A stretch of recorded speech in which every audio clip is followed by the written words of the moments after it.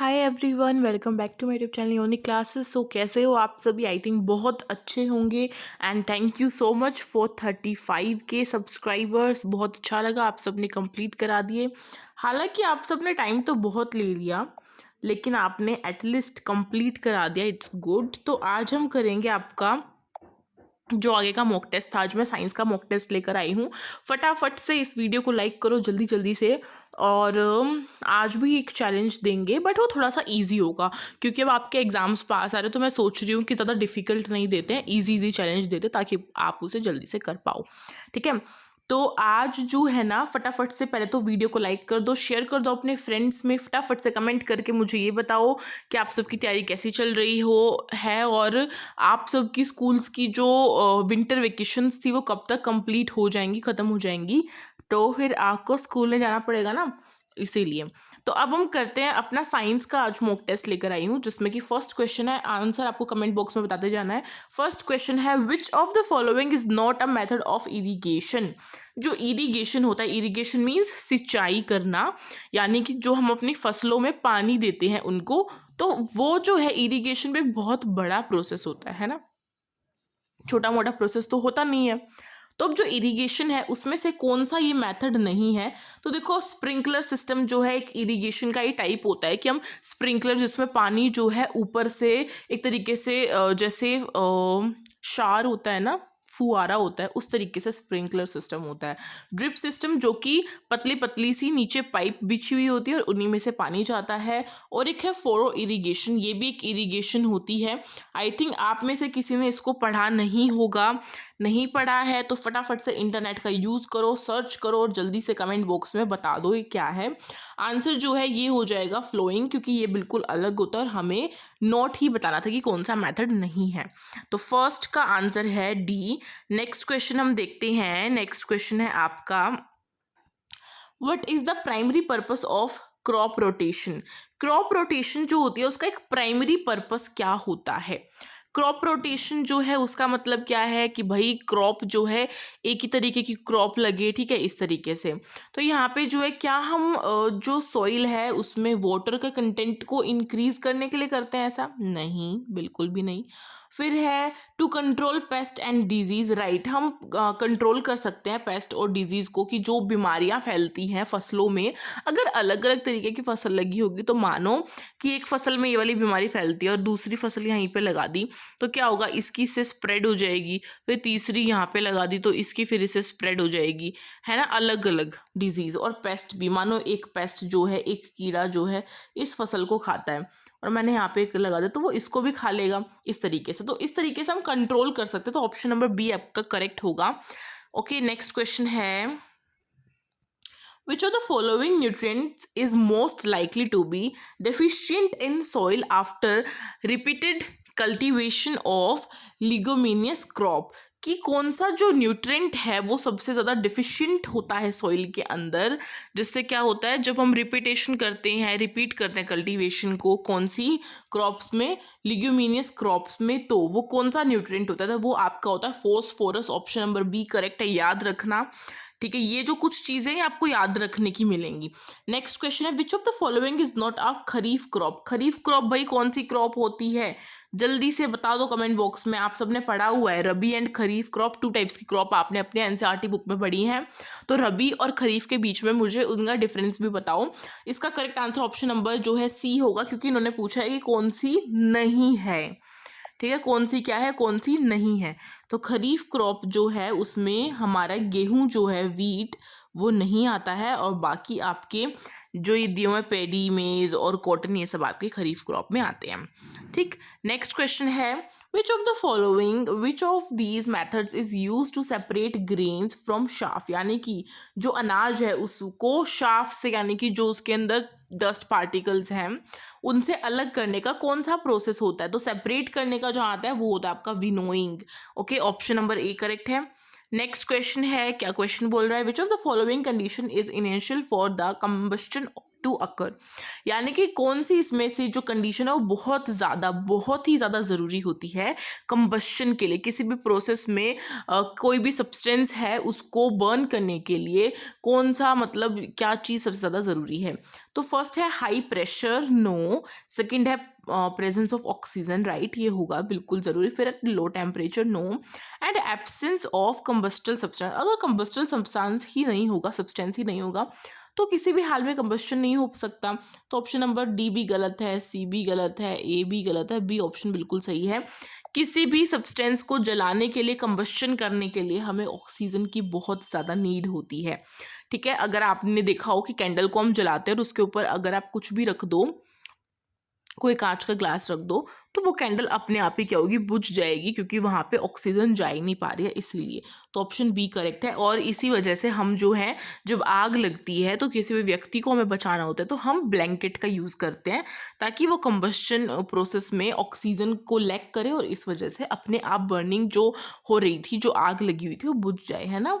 तो जल्दी जल्दी कमेंट बॉक्स में भाई आंसर आने चाहिए आपके, और लाइक करो फटाफट से। आज का चैलेंज बता दिया जाए तो आज का चैलेंज आपका ये है कि आपको इस वीडियो पे कितने 100 लाइक्स जो हैं वो देने हैं। 100 लाइक्स अगर आपकी इस वीडियो पे आ जाते हैं, जैसे ही 100 लाइक्स आ जाएंगे तो आपकी नेक्स्ट मॉक टेस्ट जो है आपके पास होगा। अब इस चैलेंज को आप सबको पूरा करना है, ठीक है, जल्दी जल्दी से पूरा करो। 100 लाइक्स की बात हो रही है यहाँ पे, ठीक। नेक्स्ट क्वेश्चन है, why does a luminous flame appear yellow, यानी कि जो ल्यूमिनस फ्लेम होती है वो येलो क्यों हो जाती है। तो ऑप्शन नंबर ए है due to complete combustion of carbon particles, second option है due to the formation of carbon dioxide, third है due to incomplete combustion of carbon particles, right. Complete process होता है तो वो येलो कलर की नहीं होती है। येलो कलर की कब होती है, जब कार्बन पार्टिकल्स का इनकम्प्लीट कंबस्शन होता है, यानी कि वो अच्छे से पूरी तरह से जल नहीं पाते हैं। तो ऑप्शन नंबर आपका सी करेक्ट है। नेक्स्ट क्वेश्चन है, और हाँ आप सबको मैं बता दूं कि आप सब हमारी बुक भी परचेज कर सकते हो, जो स्टेम की बुक है आप सबकी क्लास 9th के लिए, भाई वो आप सबकी क्या है, वो आप सबकी बुक लॉन्च हो चुकी थी और ऑलमोस्ट ख़त्म भी होने वाली है। तो अगर आपको स्टेम की बुक परचेज करनी है तो काफ़ी अफोर्डेबल प्राइस है, डिस्काउंट ऑफर मिल रहा है आप सबको। फटाफट से इंस्टाग्राम पे जाके मुझे मैसेज करो और वहाँ से अपनी बुक परचेज कर सकते हो। और पेड कोर्स अगर किसी को भी ज्वाइन करना है तो वो भी ज्वाइन कर सकता है, ठीक है। आप सबको फीस आई थिंक पता होगी सभी बच्चों को, जो पेड कोर्स है उसकी टोटल फीस, फुल फीस जो है वो 1800 रुपये है। तो 1800 रुपीज़ जो है ये आपकी टोटल फीस है फुल पेड कोर्स की। आप इसे परचेज कर सकते हो, जिसमें आपके सारे सेक्शंस कवर कराए जाएंगे। इसके लिए भी आपको इंस्टाग्राम पर ही मुझे डीएम करना है, डायरेक्ट मैसेज करना है।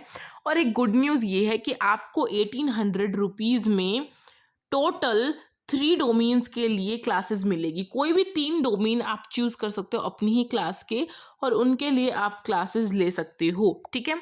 अब नेक्स्ट जो है, हम नेक्स्ट क्वेश्चन पे जाते हैं। Which of the following substance can not be use as a fuel, यानी कि इनमें से कौन सा जो है फ्यूल के रूप में नहीं यूज होता, तो वो होता है आपका कार्बन डाइऑक्साइड, ठीक है। आपको पता होना चाहिए कि जो CO2 होता है वो क्या करता है, वो कंबस्शन प्रोसेस को नहीं होने देता, मतलब वो बर्निंग नहीं होने देता।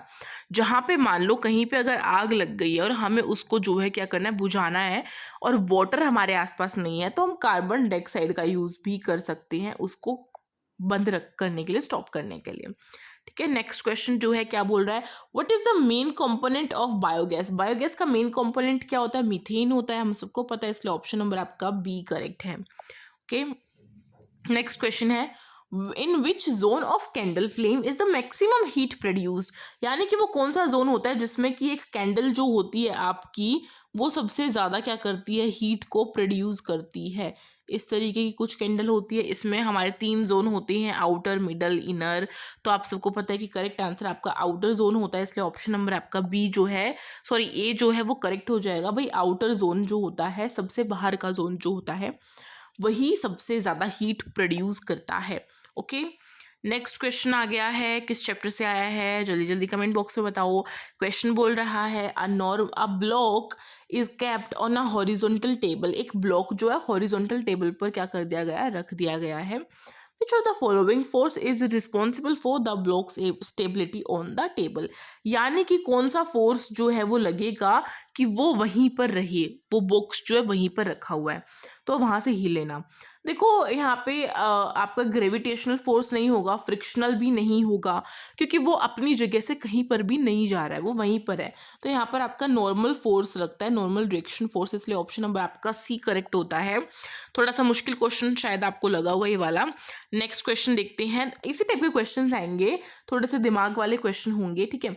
नेक्स्ट क्या है, if the area of contact is halved while keeping the force constant what happens to the pressure exerted, यानी कि यहाँ पे बोला हुआ है कि अगर एक जो एरिया है कॉन्टेक्ट का, एरिया ऑफ कॉन्टेक्ट जो है वो हाफ है और उसमें जो फोर्स है वो आपका क्या हो रहा है, उसमें प्रेशर एक्सर्टेड हो रहा है, तो यहाँ पे क्या चीज़ हो रही है, यहाँ पे जो है डबल हो रहा है उस चीज़ का, तो इसलिए ऑप्शन नंबर आपका बी करेक्ट है। नेक्स्ट क्वेश्चन पे चलते हैं। चलो तो हम नेक्स्ट क्वेश्चन पे आ जाते हैं और नेक्स्ट आपका क्वेश्चन यहाँ पे दिया हुआ है, which of these is a feature of viviparous animals. अब ये कौन से चैप्टर से आया हुआ है, आप सबको पढ़कर पता चल गया होगा कि ये आपका चैप्टर नंबर तो नहीं बता सकती मैं, क्योंकि अलग अलग है ओल्ड और न्यू एनसीईआरटी में, मैं ओल्ड को फॉलो करती हूँ। तो ये आपका दिया हुआ है रिप्रोडक्शन इन एनिमल्स वाले चैप्टर में, शायद से वो 6 चैप्टर है आपका, मे बी, मुझे प्रॉपर तो याद नहीं है, ठीक है। फटाफट से इसका आंसर दो भाई। इन्होंने बोला है कि क्या फीचर होता है विविपेरस एनिमल्स का। आप सबको पता है कि विविपेरस एनिमल्स वे एनिमल्स होते हैं जो कि डायरेक्ट जो है किसी यंग वन को बर्थ देते हैं, जैसे कि ह्यूमन बींग हो गए, ठीक है, जो कि क्या होता है, जिसमें जो फर्टिलाइजेशन होता है वो इनर बॉडी में होता है, ठीक है, और जिसमें कि जो बेबी होता है जो पूरी तरीके से मैच्योर हो जाता है तभी वो आता है बाहर। लेकिन एक जो ओविपेरस एनिमल होते हैं, ओविपेरस जो एनिमल होते हैं, उससे ही पता चल रहा है कि ये जो है ये एग देते हैं, ठीक है। तो ऑप्शंस आपके क्या दिए हुए हैं, दे ले एग्स, नो गलत हो जाएगा, they give birth to young, ये correct answer option number B correct हो जाएगा, ठीक है। नेक्स्ट क्वेश्चन जो है, नेक्स्ट क्वेश्चन पे चलते हैं।